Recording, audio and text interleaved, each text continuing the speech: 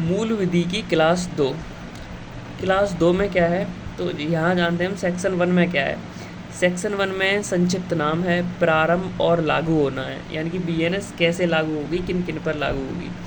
वैसे हम बताएं कि जो बीएनएस है वो कब लागू हुई थी, 1 जुलाई 2024 को लागू हुई थी, है ना।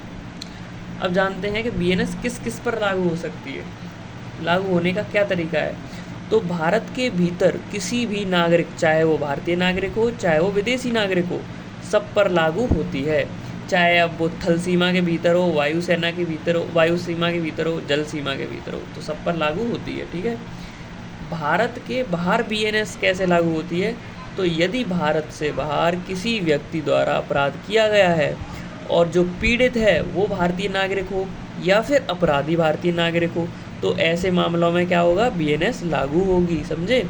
या फिर यदि भारत में कोई रजिस्टर्ड किसी जलयान यानी कि शिप या वायुयान यानी कि एयरक्राफ्ट पर कोई भी अपराध होता है और वह दुनिया के किसी भी कोने में है, तो ऐसे मामले में क्या होगा, बीएनएस के दायरे में आ जाएगा ऑटोमेटिक, ठीक है।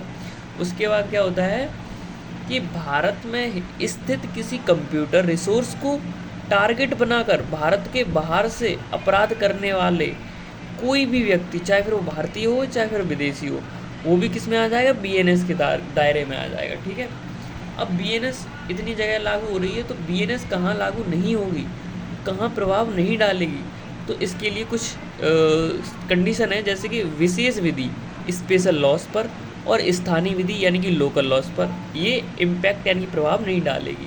वहीं दूसरा पॉइंट है कि भारत सरकार के अधिकारियों जैसे कि सैनिक, वायु सैनिक एवं नौसैनिक को दंडित करने पर कानूनों पर प्रभाव नहीं डालेगी। इसका मतलब है कि अगर कोई मतलब सरकारी कर्मचारी ऑन ड्यूटी पर है, अपने पद पर है, तो अगर वो कोई आर्मी का ऑफिसर है तो उसको बीएनएस के दायरे में नहीं आएगा, वो आर्मी ऑफिसर अपनी ही दंड के प्रावधान से उसको दंडित करेंगे, समझे, ऑन ड्यूटी पर केवल। इसलिए यहाँ लिखा है कि भारत सरकार के अधिकारी, सैनिक वगैरह वगैरह करने पर कानूनों पर प्रभाव नहीं डालेगी, उन पर प्रभाव नहीं डालेगी, बस इनको छूट है। और बीएनएस से कुछ लोगों को भारत में छूट भी है, जैसे कि भारत के राष्ट्रपति को छूट है अपने ऑन ड्यूटी रहने पर, यानी कि जब तक वो पद पर है तब तक बीएनएस का कोई भी इफेक्ट उन पर नहीं पड़ेगा।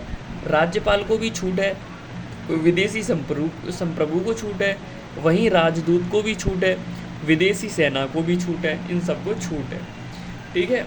अब जानते हैं थोड़ा सा बेसिक, मतलब क्या होती है मूल विधि, क्या चीज़ है मूल विधि। तो यहाँ वैसे मूल का मतलब बेसिक लॉ होना चाहिए मूल विधि का, लेकिन यहाँ मूल विधि का मतलब है सब्सटेंसिव लॉ। सब्सटेंसिव का मतलब होता है सेट ऑफ लॉ, यानी कि कानूनों का समूह। नागरिकों के अधिकारों से संबंधित और उन्हें न्याय की दिशा में बढ़ाता है क्या, बीएनएस।